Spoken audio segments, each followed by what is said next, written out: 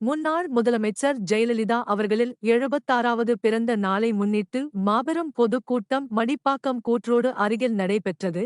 இதில் முன்னாள் சட்டமன்ற உறுப்பினர் கே.பி. கந்தன் தலைமை கழக பேச்சாளர் கோபி காளிதாஸ் ஆகியோர் சிறப்புரையாற்றினர். சென்னை மாவட்டம் அதிமுக சென்னை புறநகர் மாவட்டம் சோழிங்கநல்லூர் தொகுதி சோழிங்கநல்லூர் வடக்கு பகுதி 187வது வட்ட கழகம் சார்பில் முன்னாள் மாமன்ற உறுப்பினரும் வட்ட கழக செயலாளருமான மடிப்பாக்கம் என். தியாகராஜன் தலைமையில் முன்னாள் முதலமைச்சர் ஜெயலலிதா அவர்களில் 76வது பிறந்த நாளை முன்னிட்டு மாபெரும் பொதுக்கூட்டம் மடிப்பாக்கம் கூற்றோடு அருகில் நடைபெற்றது.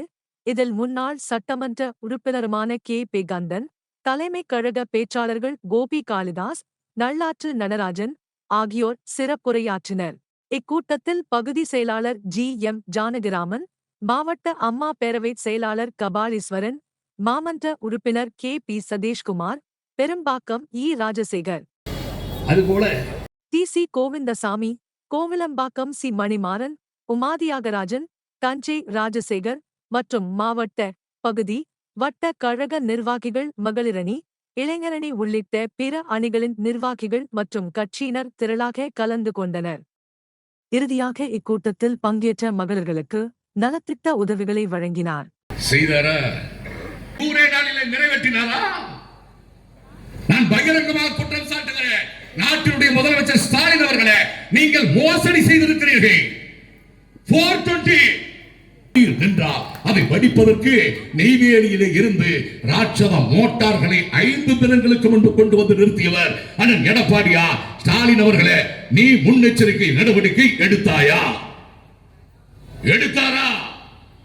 கழுத்தளவு தண்ணீர் குழந்தைகளை தோளில வைத்துக் கொண்டு 3 நாள் அந்த வெள்ள நீர் 12 நாள் வடியவே இல்லை. குடிக்க தண்ணீர் இல்லை, பால் இல்லை, உணவில்லை, ஏன் குடிருக்கு பெட்ஷீட் கூட இல்லை. கழிவுத்ததற்கு பின்பு கழுவுவதற்கு தண்ணீர் கூட இல்லை. அப்படியே மரண பயத்தில் நின்று கொண்டிருந்தார். சுப்பிரமணியபுரம் என்ற படத்தில் ஜெய் வசனம் சொல்லுவார், பரமா மரண பயத்தை காட்டிட்டா பரமா. அது மாதிரி சென்னை வாழ் மக்களுக்கு மரண பயத்தை 3 நாள் காட்டியவர் ஸ்டாலின் அவர்களை நீங்க மறக்க மாட்டார்கள். அப்பொழுதே நடவடிக்கை எடுத்திருக்கலாம் அல்லவா? நாங்கள் தான் கால்வாயை வெட்டினோமே. எவ்வளவு வெட்டினாய்? 4000 கோடி. அப்படியா? கால்வாய் வெட்டினாய தண்ணீர் அங்கேயே நின்றது. வெளியேறிய தண்ணியை கடலிலிருந்து எழுந்த அந்த ஆக்ரோஷமான தண்ணி வந்த தண்ணியை இந்த தண்ணி உள்ளே தள்ளிவிட்டது. இப்படி எல்லாம் பேசுறதுக்கு